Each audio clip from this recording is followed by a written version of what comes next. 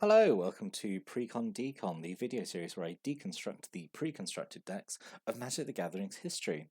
In this video, I'm going to be looking at one of the Stronghold pre-constructed decks, which is the Sparkler, which is a blue-red deck.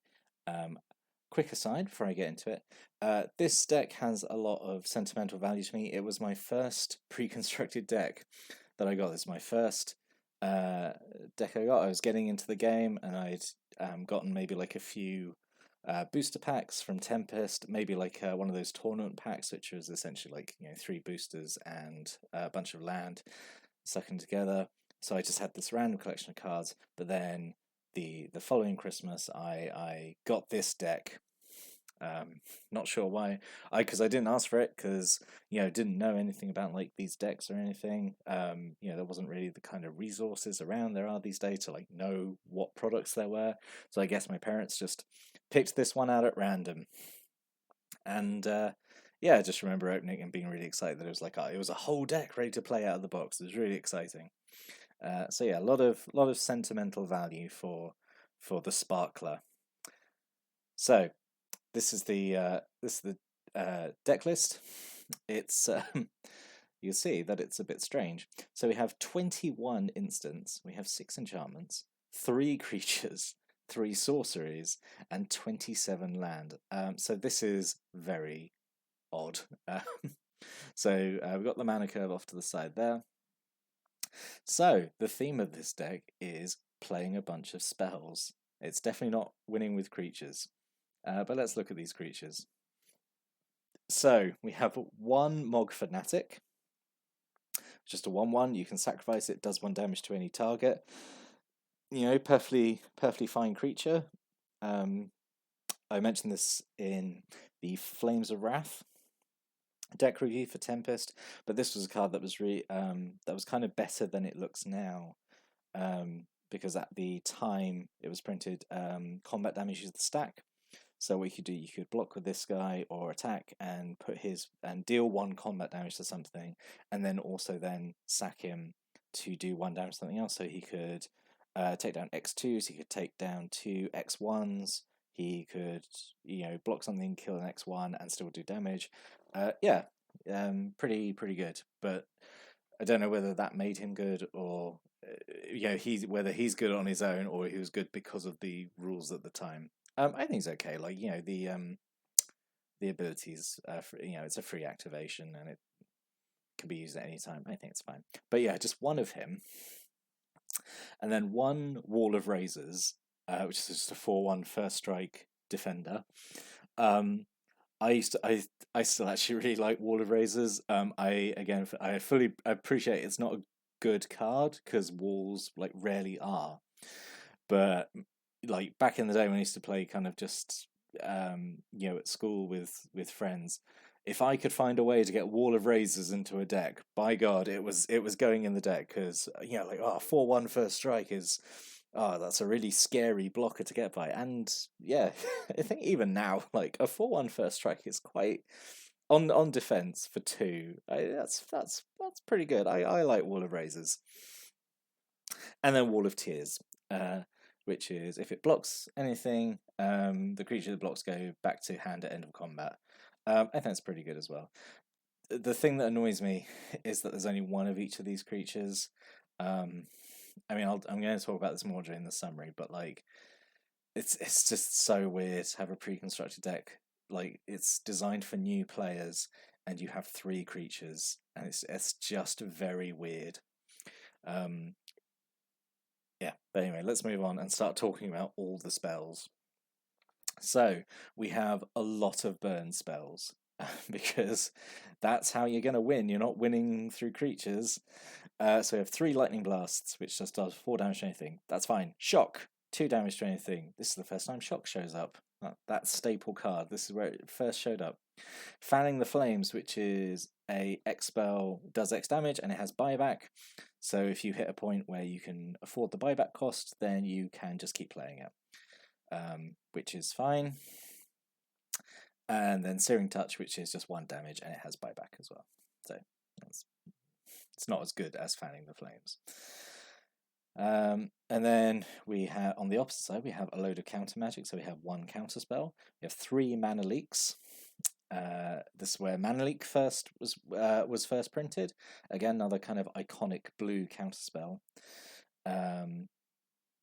Yeah, just interesting to see it show up here. 2 Power Sinks, 2 Spell Blast. Because I say this every time Spell Blast shows up. Spell Blast is not a good counter. I hate it. I hate those. Well, I mean, let's talk about how much counter magic is not in this deck necessarily, but like in the set as a whole. Because when we have sets these days, we don't really. You usually get sort of like maybe 2 counter spells. You maybe get like 1 hard counter, like 1 soft counter, and then 1 which is going to have like kind of a weird mechanic or something. Because they're kind of designed for limited, and it seems crazy to me that like ignore Mana Leak because that came out in Stronghold, but like you had Counterspell, you had Power Sync, you had Spell Blast, Dismiss as well was in Tempest. So like a lot of counter magic. It's like they're just like, oh, we need to make a blue card, or make another counter spell, I guess. Yeah, just crazy. So we've got a lot of burn, a lot of counter, and now we have a lot of bounce. Yes. So 2 capsizes. Capsizes, this absolute classic blue card from this era. It bounces anything. Doesn't say non-land. It can be anything. You can bounce lands, and it has buyback. You hit 6 mana. This is what you're doing every turn. You are capsizing something every turn and making your opponent's life an absolute misery. An evacuation to return everything to owner's hand. It's really good. Obviously, you're in a deck that has like 3 creatures, so this is going to be a very one-sided wipe. 1 Contempt, which is like this weird aura where if the enchanted creature attacks, it goes back to its owner's hand and you get the Contempt back. So it's like this really weird kind of janky bounce. Not ideal, honestly. Would have preferred this obviously just be like unsummon or just another capsize. And then 2 Propagandas, which are really good. Prisoner effect, really classic. Get 2 of them down and suddenly not many things take you. So there's definitely defensive options in here. In terms of propaganda and bounce and counter magic and burn.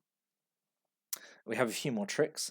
So Mind Games is just tap something down, it has buyback. Again, you can start do that in turn, which is, again, fine, I guess. Reigns of Power. Oh, God, I love Reigns of Power. This Reigns of Power is generally one of my favourite blue cards. Like with Wall of Razors, if I could find a excuse to get Reigns of Power into a deck, it was happening. So what this base does is you, an opponent, untap all your creatures and you just swap control of all your creatures for 1 turn. I guess nowadays this would be like a red card because generally the design is like blue gets permanent control and red gets temporary control. But at this point in the game's history, blue just got all the control effects. So Reigns of Power has like this really good range of flexibility. Like it can, I mean, at its weirdest and weakest, it can be like a blue fog effect. So like if someone swings at you with everything, you can, and they're going to do lethal that turn. You just be like, Reigns of Power, and on top of their stuff, remove it from combat, and you've got it for a turn. It's not attacking you anymore because it's an instant, which is a really strong effect to have at instant speed, just to gain control of everything. But the ideal thing is this: they amass a huge army, and then you Reigns of Power. You give them, your 1 Mog Fanatic or nothing, which is more likely because you got 3 creatures, and then you just swing at them with their own stuff. So Reigns of Power, I love Reigns of Power. Such a good card. Whispers of the Muse, just draw a card with buyback, that's fine. Ransack, this is, I guess, fine. It's a bit of a weird effect. I know that when I use this in games against friends, they always haste it because you could just bury their best stuff at the bottom of the library. I think this is an expensive effect, really. For 4 mana is too expensive for this effect. I wonder if I guess actually thinking about it, it's basically Fate Seal 5. I don't know if that's an effect that's worth 4 mana. I don't know. Maybe if in the future we have a deck with more, we have a set, even I should say, we have a set with more where Fate Seal is used a lot as a mechanic, be able to get like a better idea of how it should be costed. But yeah, I would have preferred if that had just been another Whispers of the Muse, honestly. Then a bit more utility, so we have Shatter, just destroys an artifact. Flowstone Blade. I'm not entirely sure why it's in here, because you got 3 creatures, and 2 of those can't survive an activation of it. So I'm thinking it's in here just to be like a very wonky kill spell, like you put it on an opponent's creature and you do the activations and you kill it that way with the toughness reductions, which is a bit weird, but I mean, it's fine. I really like that. Oh god, that artwork is just so nostalgic to me. And then Intruder Alarm. Intruder Alarm, super good blue card. I'm not saying that Intruder Alarm is bad. What I am saying is it makes no sense being in this deck. Yeah, I mean, you could argue that, like, oh, if you use this on an opponent, or not on an opponent, you cast this, and like, oh, it locks your opponent down because all their stuff might be tapped, and then it won't untap, and they can't attack you with it. Intruder Alarm is a terrible that is not the best use of Intruder Alarm. The best use of Intruder Alarm is abusing it with your own creatures. You do a bunch of tap effects or abilities, or you swing out with everything, and then you play something in second main phase, and all your stuff untaps. So many better uses for Intruder Alarm than than trying to lock down an opponent. But yeah, there's like some really, actually, the 3 rares in this deck: Intruder Alarm, Evacuation, Reigns of Power, all really good blue cards. Really good rares in this deck, I think. So what could have been? Well, could have had more creatures for a start. I mean, I get what they're going for. Is this kind of like maybe introducing your players like, oh, you don't always need creatures. You can win with just spells. Like, I mean, yeah, you can, but it's a lot harder. So there's 2 creatures I think here that could have gone quite well, like just from the same set. So you had Mog Bombers, which is 4 mana for 3/4. If another creature enters the battlefield, Mog Bombers blows up and does 3 damage to a player. That's pretty good because I mean it's not great because it can blow up whenever you don't want it to. But the fact that it blows up does 3 damage, so it's okay. It's okay. I think it would have been fine to be in this. Mog Maniac I think is still quite good to this day. So it's a 1/1 and it basically has like the like retaliation ability we sometimes see on like red creatures, where like if it takes damage, it deals that much damage back to something.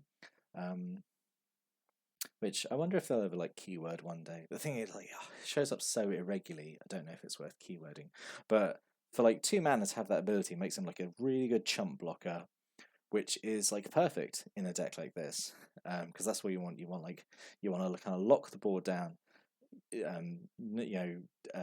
discourage any kind of attacks, and like use like burn and control options to kind of whittle someone down. But you had Sift as well, which I thought could be in here, which is just draw 3, discard a card. Which is, I mean, it's weird that it took until like the second set in this block to get like just kind of like a normal draw spell. Because up until now it was Dream Cache or Whispers of the Muse, which is Sift could have been a bit better. You could have gone through and drawn 3 and discarded one of the lands, because there's so many lands as well in this deck. 27 lands is a lot. It's sort of justified because there's a lot of X spells and there's a lot of buyback costs, but yeah, 27 land is a lot. Tidal Surge is just taps down 3 creatures that don't have flying. That's fine. Portcullis and Hornet Cannon, looked at them in the Migraine deck last time. I think they would have been like ideal in here. Portcullis going in being a rare meant that one of the this Portcullis could have replaced Intruder Alarm, because I think it fits a lot better in this deck, because it limits the number of creatures that are on the board. Which is again what this deck wants to do. It doesn't want anything to do with the combat phase at all. And Hornet Cannon kind of spits out blockers that can be fired at sort of instant speed. Something's attacking you with flying, you fire out Wasp to block it, whatever. And if really needed, attack in the air to do 1 damage. Like, I just think it could have been in here. So in summary, yeah, the Sparkler. It's a lot of sentimental value for me, just because it was kind of my first real Magic the Gathering product. But I do, I'm not blind to its faults. I don't think it was great. It's such a weird choice, like I said, to have such a weird strategy for like a pre-constructed product that's kind of aimed at new players to just to have 3 creatures in the whole deck and just a bunch of spells. So it would have been like a very weird play experience. But I don't know. I mean, we see like red-blue spells as an archetype a lot these days in other sets, but usually it is backed up by creatures, like creatures that like synergize well with having spells. The classic is it's usually like a drake or an elemental, something that gets like power equal to the number of instant sorceries in the graveyard, stuff like that. But yeah, I don't know. That's just what I think about it. Like a lot of yeah. But yeah, what do you think? I mean, would you have enjoyed playing this deck? Did you have this deck? Was this your first pre-constructed deck, like it was mine? Stick a comment below. I'd be really interested to hear. But I'll be back next time looking at the last pre-constructed deck from Stronghold. Until then, thanks for listening. Have a good day.